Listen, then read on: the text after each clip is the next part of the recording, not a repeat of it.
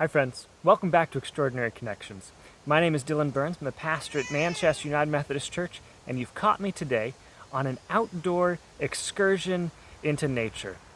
I have found that there is just nothing better than getting outside, going for a hike, enjoying the natural world around us. In fact, I read a study not too long ago, or rather a news article about a study, but that said that being outside can actually improve our moods.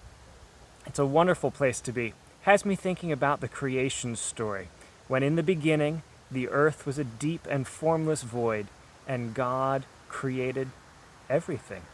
It's a story you likely know. It shows up in children's Bibles and is a beloved part of the biblical literature tradition.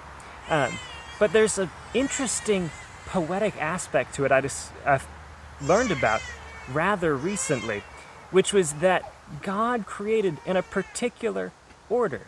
If you go back and you take a look at the account in Genesis chapter 1, you'll find that God creates spaces and then puts things in those spaces. For instance, God creates the sea and then fills the sea with sea creatures.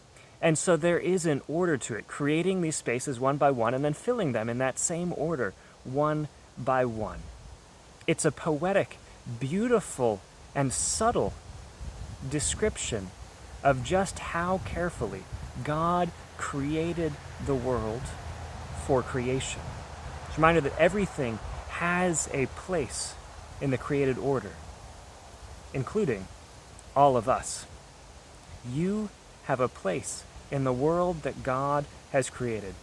Of course, in the end of the creation story, God creates people and then invites us to care for the world that God has made. There are lots of ways to interpret that instruction. Some turn out to be rather poor, to be masters over the world, to harness it for our own sake, rather selfish in the end.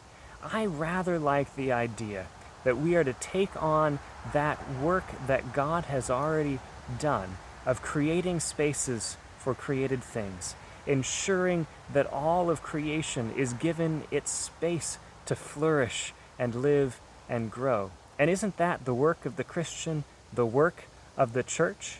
To make sure that God's beloved people have a space to flourish. Friends, may we be a people that create space for all of God's beloved creation. Go in peace. Amen.